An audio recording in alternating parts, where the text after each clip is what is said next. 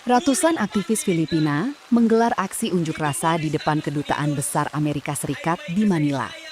Mereka memprotes meningkatnya pengaruh ekonomi dan militer AS di Filipina, termasuk keterlibatan negara itu dalam inisiatif Pax Silica dan kerjasama pertahanan melalui Enhanced Defense Cooperation Agreement, EDCA.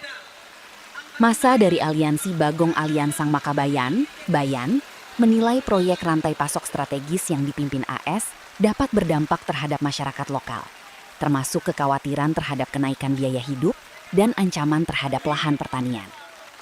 Sementara pemerintah Filipina menyebut Pax Silica dapat membuka peluang investasi dan menciptakan lapangan kerja, dengan tetap menerapkan perlindungan lingkungan serta masyarakat. Di sisi pertahanan, kerjasama EDCA memungkinkan pasukan AS mengakses sejumlah lokasi di Filipina untuk latihan bersama, pembangunan infrastruktur, serta bantuan kemanusiaan.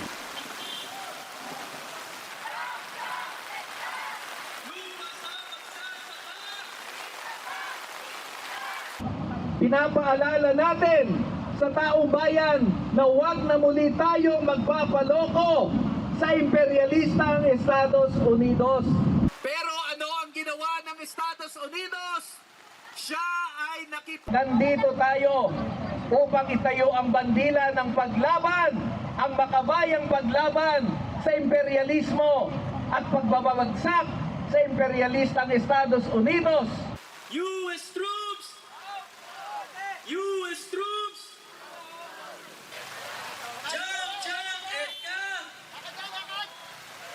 Naririto po kami ngayon nagrarally dahil gunita po ng anniversary ng Mock Battle of Manila Bay kung saan yung mock battle nga between sa Spain and US kung saan yung sa Treaty of Paris binili ng USA yung Pilipinas mula sa Spain. Tapos pagkatapos nun ay nagkaroon sila ng Peking battle. Tapos edi ngayon hanggang ngayon makikita pa rin natin yung grip ng USA sa Pilipinas, sa ekonomiya, sa social reforms,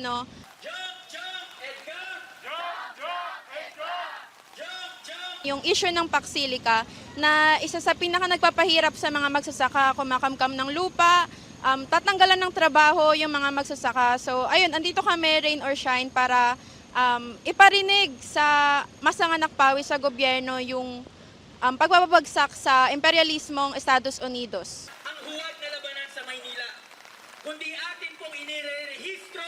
Yung magbe-benefit lang dito ay ang mga dayuhang kapitalista. Tatanggalan nito ng lupa yung libo-libong magsasaka, milyong pamilya. Atin ang ating tagapagsalita, ang tagapamulo ng Bagong Alyansang Makabayan o pinapanukala na Pax Silica ay huwad at walang pinapakitang kaunlaran. Hindi natin kailangan ng military bases o kaya mga EDCA site dahil mas lalo lang tayo netong kakalad ka rin sa gera at mapapahamak na naman yung mga Pilipino. US troops! US troops! Jump, EDCA! Ang Pax Silica, ang gagastusunon ay tayo. Ang kuryente gagamitin sa ating bayan. Pangalawa, mangailangan ho yung Pax Silica ng mga tonelada na mga katubigan. Ibig sabihin sa atin din kukunin yon. Kita nyo naman sa National Capital Region, ang taas na ng kuryente. Pero sa Pax Silica, maglalaan sila ng mura.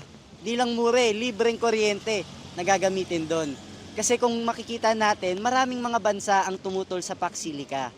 At maraming bansa ang pwede namang doon ilagay. Bakit sa Pilipinas? Dahil ang Pilipinas ay mayaman sa mga critical minerals.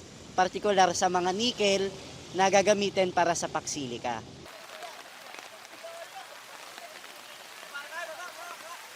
Kailangan po mawala yung EDCA sites, unang-una dahil nag-uupat siya ng digmaan sa ibang mga bansa, lalo na sa karibal niyang China. Tayo ho yung magiging battleground sa digmaan. Ayaw naman ho natin mangyari yun na tayo walang kamalay-malay, sasabak tayo sa digmaan. Nung nangyari noong 1898. Imperialismo! Para sa kanilang first island chain. Ang mangyayari pa niya ng kanilang AI weapons manufacturing dito sa laban sa mga Kastila Magigising na lang tayo isang araw. Jelajahi cara baru mendapatkan informasi. Download Metro TV Extend sekarang.